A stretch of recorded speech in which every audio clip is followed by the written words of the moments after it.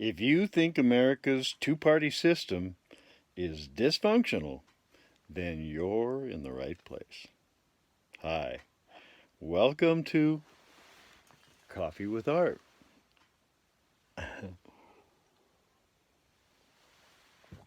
You notice I didn't say good morning. I'm pretty late. I got up to the Fortress of Solitude. I'm home. And of course, the cabin was cold, and I can't believe it's winter here. I thought it was supposed to be warming up faster.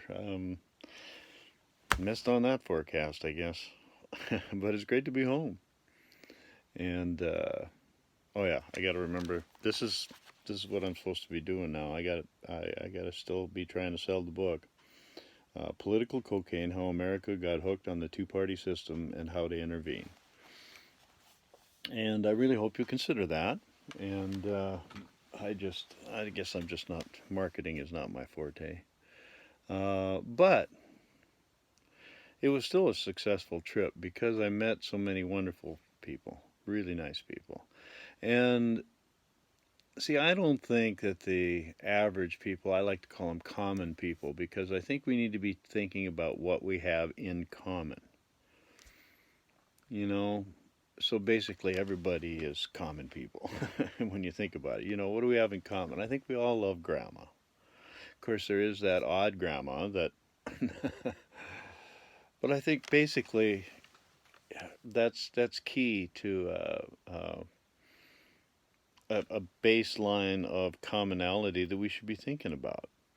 Because I think with most people, most of the time, we have a lot more in common than we have differences.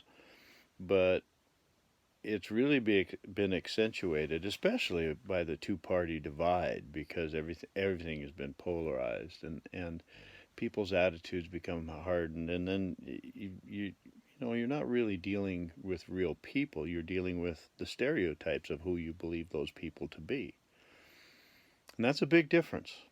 That's a big difference. So that's not going to be an easy lesson to overcome. But I do believe that everybody uh, should have an opportunity, and especially opportunity to learn. And I know I learn stuff every day, and I appreciate it. That's one of the things is I love to teach, but I also love to learn from my students, and I learned so much from my students over the years. I learned a lot about human behavior. I learned a lot about what's important to them. I learned a lot about how they interpreted what I said, because that's the thing is I believe I know what I'm saying, and it's not necessarily the same thing that you're hearing. And that's true of every message, because you interpret that based on your own personal history. We all do. That's how the human brain works. And that's why I put that section in the book. And because I've always been fascinated by the human brain. Of course, I was a teacher for many years, so that had a big effect on that.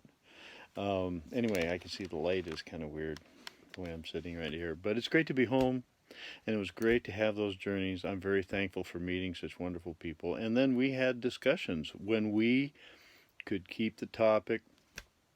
Well, a lot of times it was music, and I had a chance to play around some campfires. That was pretty fun. I always enjoy that. And then we also had some political discussions, but we never talked about the polarized issues that are in the popular trench warfare. And when I say popular, I mean popular with those who like trench warfare. I, for one, don't care for it. So I quit playing that game. So every once in a while, I'll have somebody send me something that's just polarized. And my thought is, come on, guys. Don't you think the other trench has comparable stuff? Why are you wasting my time over this? It just, anything that's been polarized by either side, please don't bother me with it.